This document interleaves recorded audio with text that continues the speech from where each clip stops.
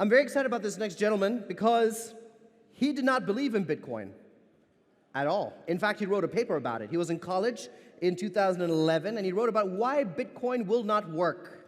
Now, the irony is he ended up building a Ethereum mining farm in Bulgaria. Besides the startup experience that he has in so many verticals, he is the chief operating officer of TrustSwap. This is an incredible guy for all the amazing stuff he's done. He's been awarded Global Top 100 by the World Summit on Innovation and Entrepreneurship, the Top 100 winner for the Red Herring in Europe. He's lived and worked in 5 countries. He's an amazing gentleman, and he's here to talk to you about how to create the perfect NFT drop. I don't know about you, but I'm going to be taking some notes. Please welcome up the wonderful Ivan.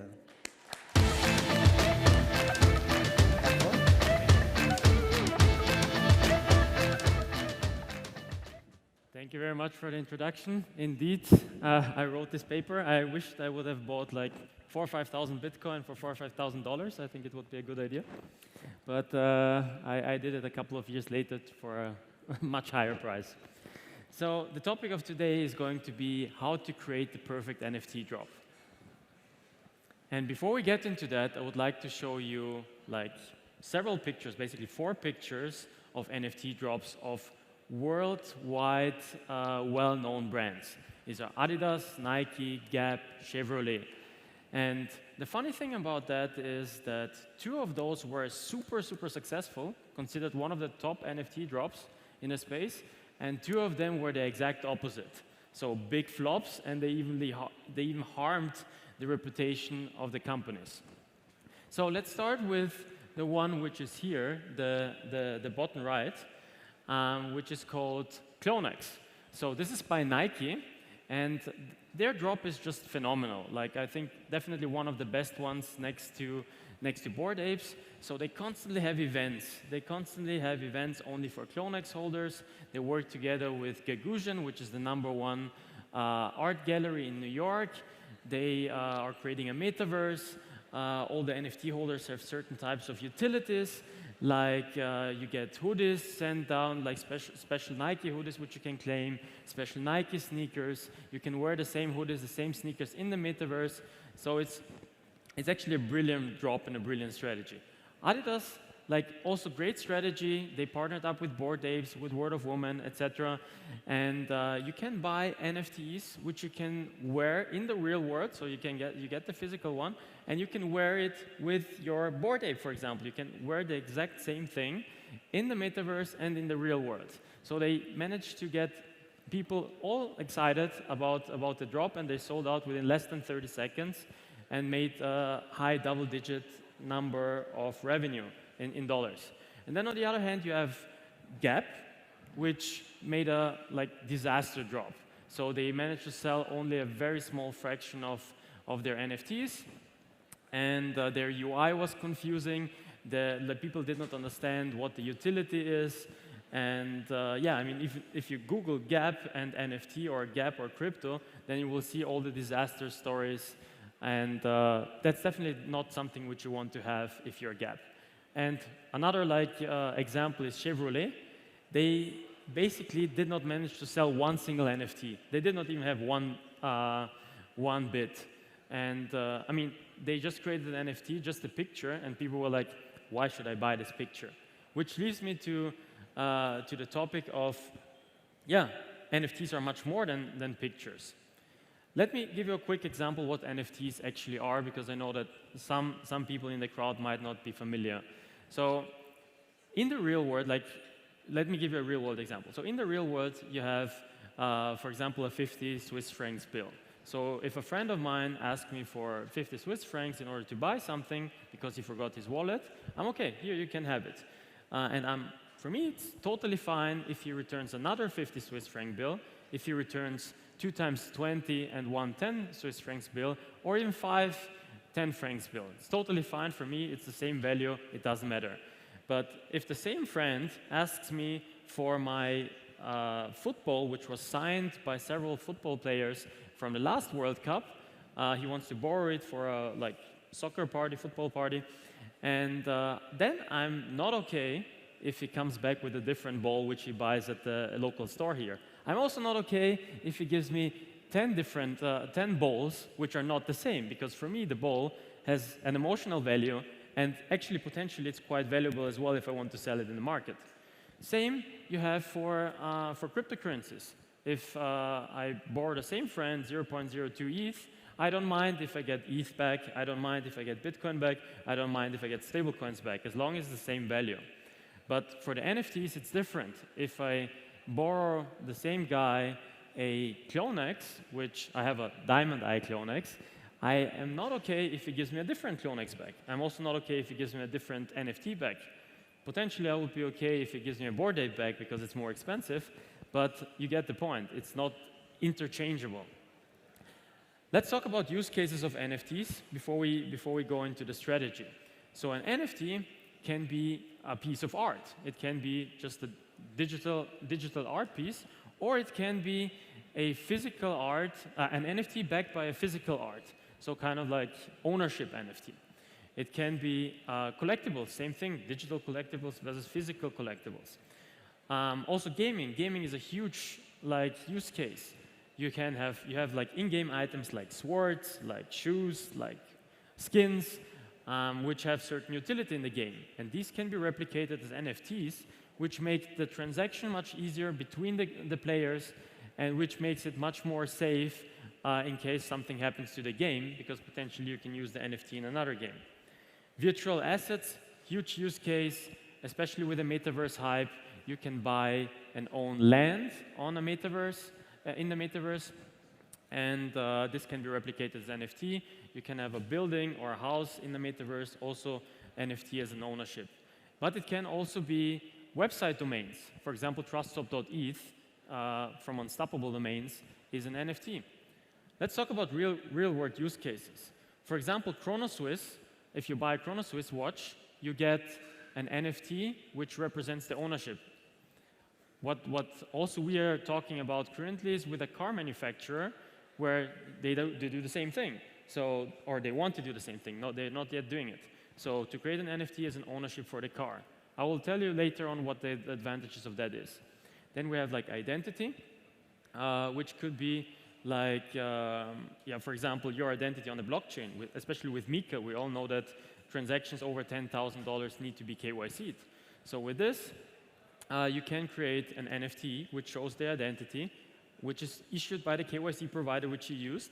And in case something happens, then they can go to the wallet and see, oh, this wallet was KYC'd by this KYC provider. So now I can go to the KYC provider and say, this wallet was doing terrorist financing, and would like to know the name of this person. Let's talk about some real-world use cases which Swappable was doing, which is our NFT arm of TrustSwap. And then you see like what kind of different strategies there could be, which are way beyond just pictures and just revenue. For example, Accenture. Accenture did an event with their biggest customers in Basel during Art Basel, and they called it Art Meets Tech. And what they did is they created NFTs, which they gave to their biggest customers, and now the opportunities are basically endless. They could give those customers who own the NFTs, they can give them access to certain research papers. They can give them access to certain webinars and training sessions. They can give them discounts if they buy certain projects from Accenture. So it's a great customer relationship management tool. The next topic is UNICEF. We created a drop where we sold around about $150,000 worth of NFTs, which went 100% for a good cause for children in Africa to get internet. Then we have Night Gallery, which is an LA gallery, one of the top ones over there. And they created NFTs from physical pieces, which they stored in top museums around in the US. So now, if you buy the NFTs, you are the owner of the physical good. Not university, but the museum has the rights to display it, but you have the ownership rights. And they have even some gamifications where you have free entries, etc. And now you can go with your friends or family and say, oh, I actually own this piece, which is a great win-win because the museums don't have to pay for it, and you don't have to pay for storage fees, etc. And I would like to give you a last example, which is a local example by the Liechtenstein Bankers Association. So we work together also with several financial institutions.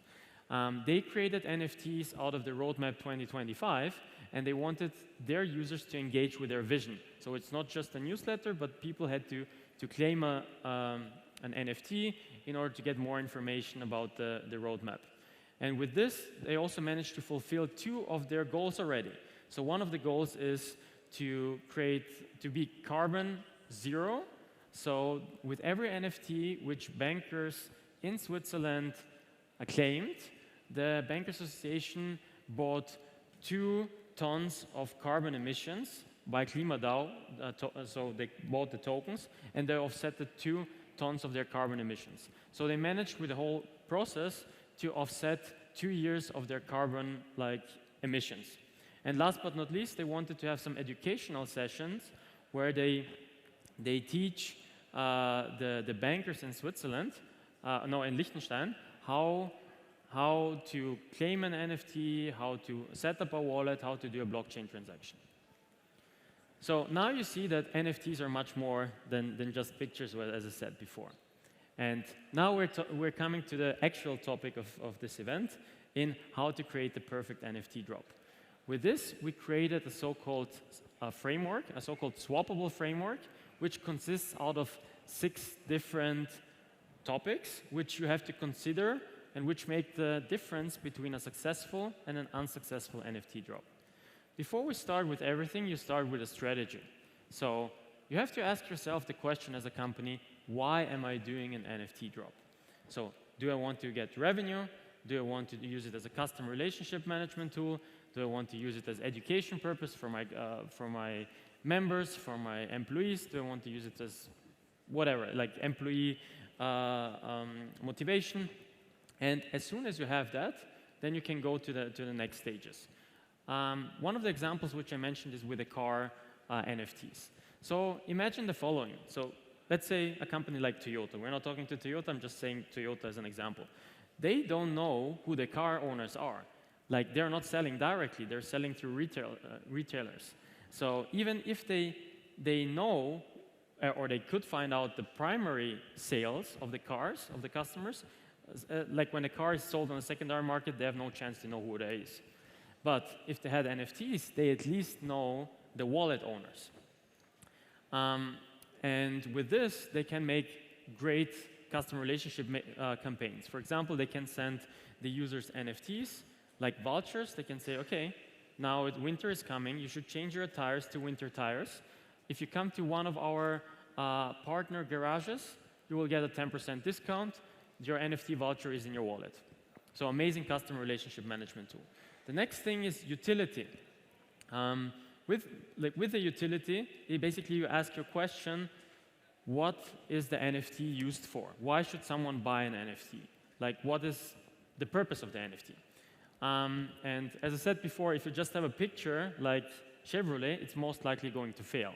But if it has real use cases and gamifications, and you have access to research papers, you have access to metaverse events, you have access to something, for example, you're getting physical clothes, etc., then it becomes interesting. And that's the difference between most of the NFTs which dropped in value and the NFTs like Bored Apes, CloneX, Word of Woman, etc., which managed to keep their prices.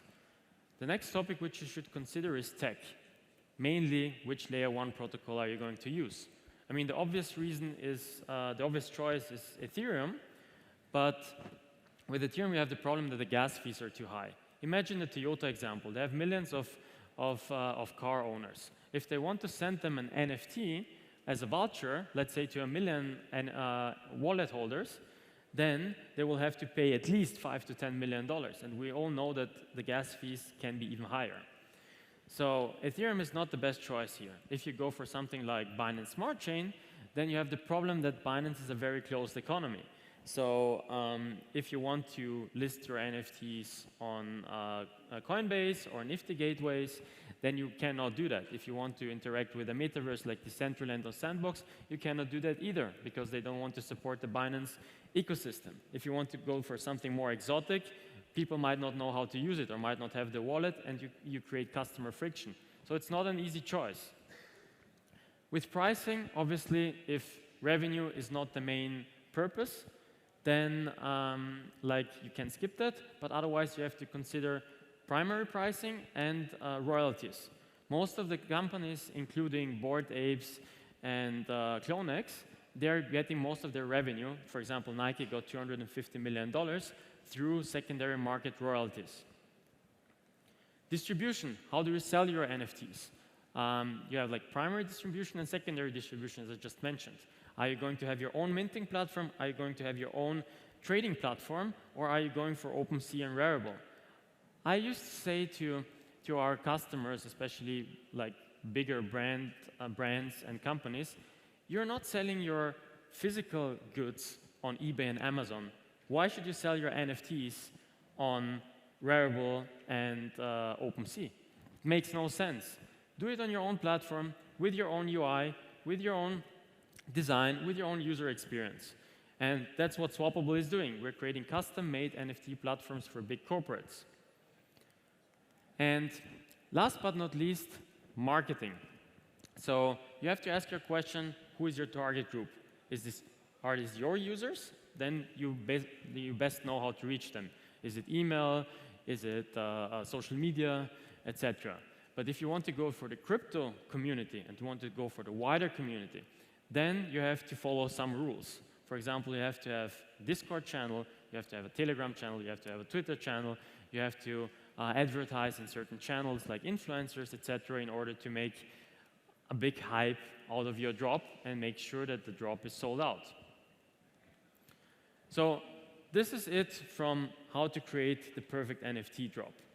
I know that not everyone is interested in NFTs, so I would like to tell you a little bit more about what TrustSwap is doing. So as I'm the COO of TrustSwap, I would like to tell you the 4 business lines which TrustSwap is currently engaged with. The first thing is team finance.